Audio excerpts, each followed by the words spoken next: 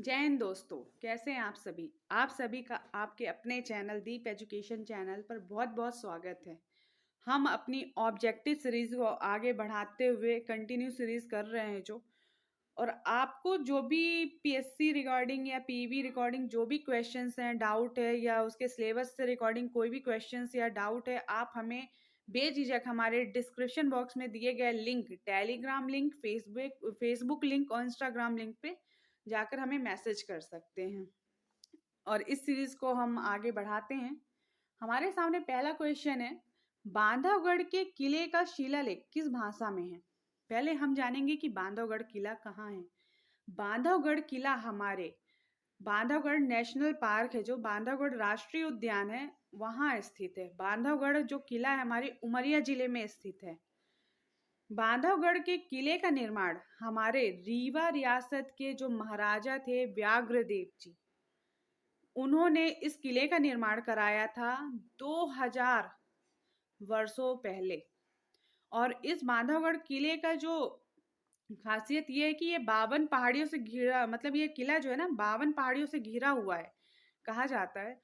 और इस बांधवगढ़ में किले में जैसे जो विष्णु की 12 अवतार जो है ना, विष्णु जी की 12 अवतार मूर्तियां होती हैं, यहाँ पे पत्थरों पे उत्प्रेरित की गई है, तो इसलिए फेमस है। यह हमारे मतलब बहुत ही ऐतिहासिक है और बहुत ही धार्मिक मामलों से जुड़ा हुआ ये बांधवगढ़ का किला है। कहा जाता है कि हमारे शिव पुराण में भी बांधवगढ़ किले का उल्लेख मिलता है, पंच पुराण में भी बांधवगढ़ किले का उल्लेख मिलता है।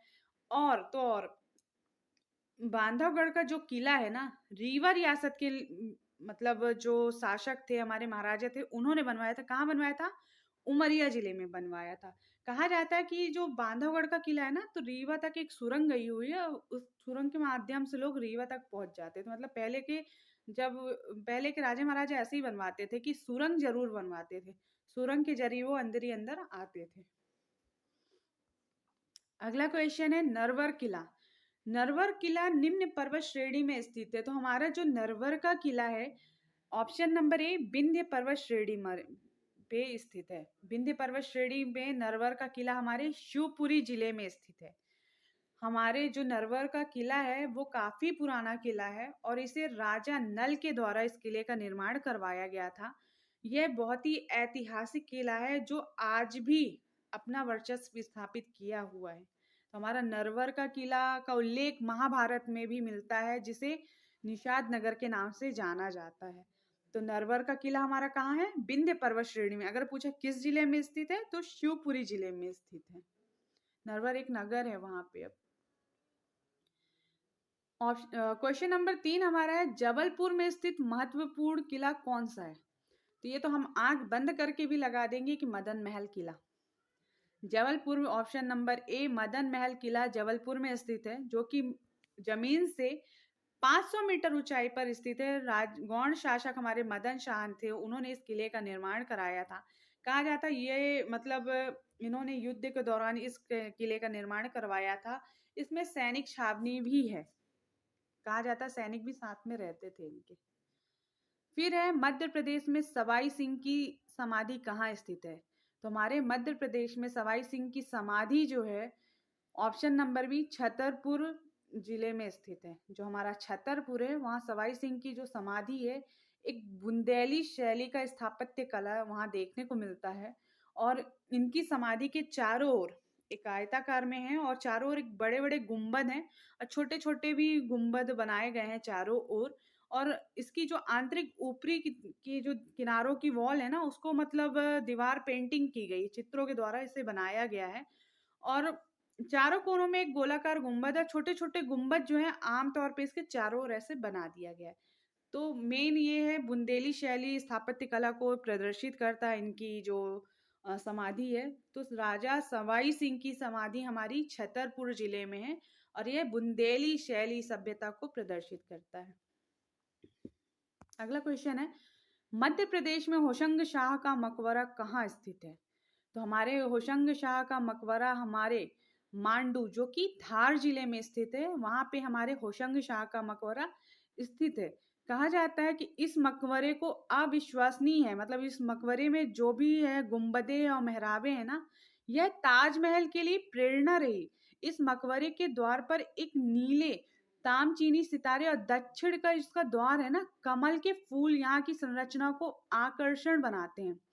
इस गुंबद की जो स्टाइल है और नजाकत भरे संगमरमर के जो काम है ना, उनको देखने के लिए शाहजहां ने अपने दरबार से 4 आर्किटेक्चर भेजे थे। जो आर्किटेक्ट होते हैं ना, उनको भेजा था, और उनमें से एक फेमस आर्किटेक्ट था उस्ताद आमिर, जो कि ताजमहल के आर्किटेक्ट थे। वो आए थे और यहाँ पे संगमरमर से जो नजाकत और गुंबदों से नजाकत, यह जो मकबरा बना हुआ है उसको देखा था। और उसी के डिजाइन के तौर पे ताजमहल को भी डिजाइन किया गया था, जो कि कहा जाता है यह मकबरा भारत की पहली संगमरमर संरचना है। तो हम ये नहीं कह सकते कि पहली संगमरमर संरचना आगरा है, नहीं। भारत की पहली संगमरमर संरचना होशंग शाह का मकबरा है। आज भी वो बहुत सुंदर है देखने में, और ताजमहल से पहले बना है, तभी तो ताजमहल को इसके बेस पे बनाया गया था। शाहजहां ने इसकी खूबसूरती के बारे में सुना तो उन्होंने आर्किटेक्ट को भेजा, और यहाँ से आइडिया लेके उन्होंने वहां पे ताजमहल बनाया आगरा में। और यह जो है अफगान स्थापत्य कला का बेहतर उदाहरण है। यह अफगानी आर्किटेक्चर का एक बेहतरीन नमूना है। क्वेश्चन है, मध्य प्रदेश में गौस मोहम्मद का मकबरा कहाँ स्थित है? तो हमारे मध्य प्रदेश में गौस मोहम्मद का जो मकबरा है, ऑप्शन नंबर सी, ग्वालियर में स्थित है। गौस मोहम्मद जो थे हमारे कौन थे? तानसेन के गुरु भी थे। तानसेन का मकबरा कहाँ स्थित है? तो हमारे तानसेन का मकबरा जो है ग्वालियर में स्थित है। कहा जाता है मोहम्मद गौस जो थे ना, अकबर के समकालीन थे, और यह सूफी फकीर थे। और जो ग्वालियर का दुर्ग है ना, उसके सामने ही मोहम्मद गौस का मकबरा है।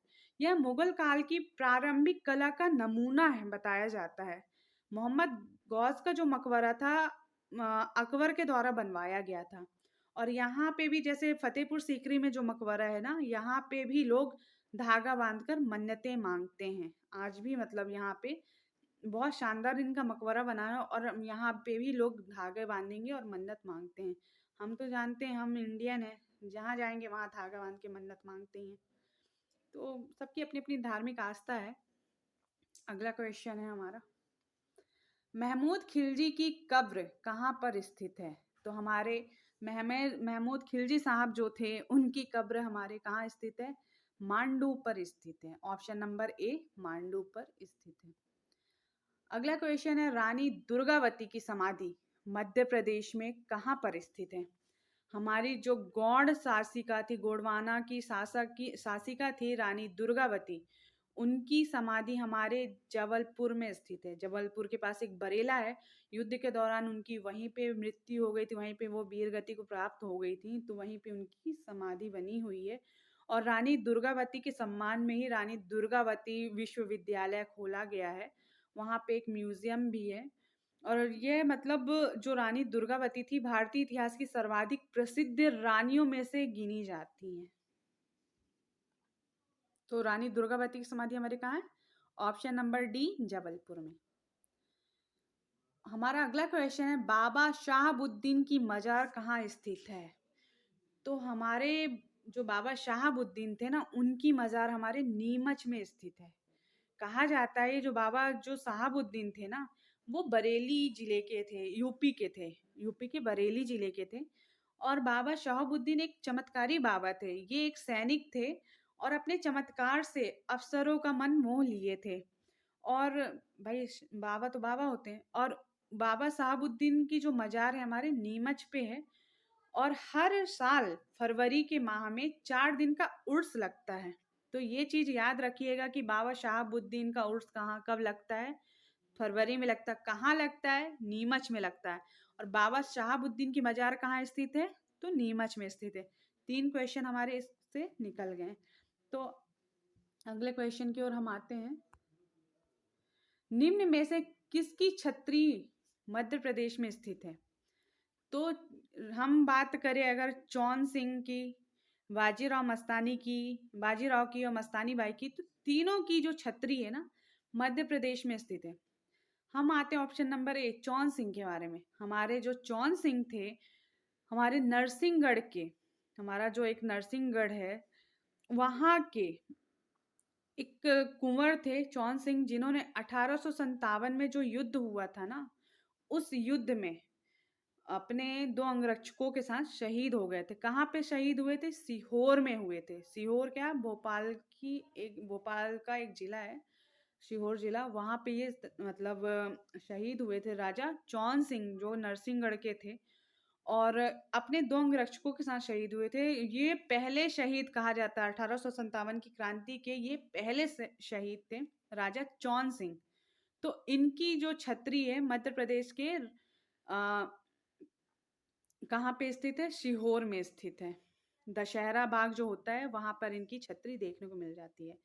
बाजीराव की बात करें या मस्तानी की बाई की बात करें, बाजीराव की प्रेषिका थी मस्तानी बाई।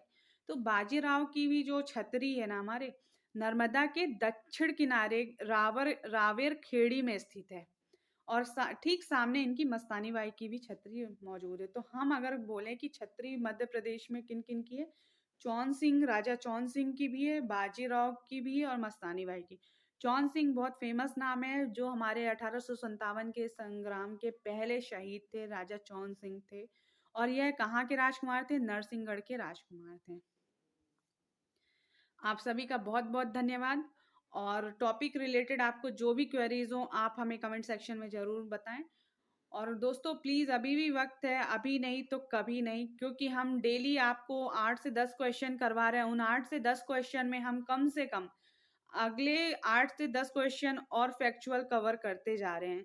तो आप इसे सिर्फ 10 मिनट सुनिए, वो आपके दिलो दिमाग में बैठेगा। अगर आप किसी भी एग्जाम्स को देने जा रहे हैं तो इन सीरीज को, दोनों सीरीज जो हमारी चल रही है, एक टॉपिक्स वाइज सीरीज और एक ऑब्जेक्टिव सीरीज, तो दोनों को जरूर देख के जाएं। आप 2 बार भी ये देख लेंगे तो आपके जो क्वेश्चन है 100% इस सीरीज से जरूर फंसेंगे, और आपको एक आइडिया होगा कि आजकल जो क्वेश्चंस फंसते हैं या होते हैं एग्जाम्स में, वो टॉपिक रिगार्डिंग ही क्वेश्चन पूछता है। तो आप जरूर इस सीरीज को देखें। धन्यवाद।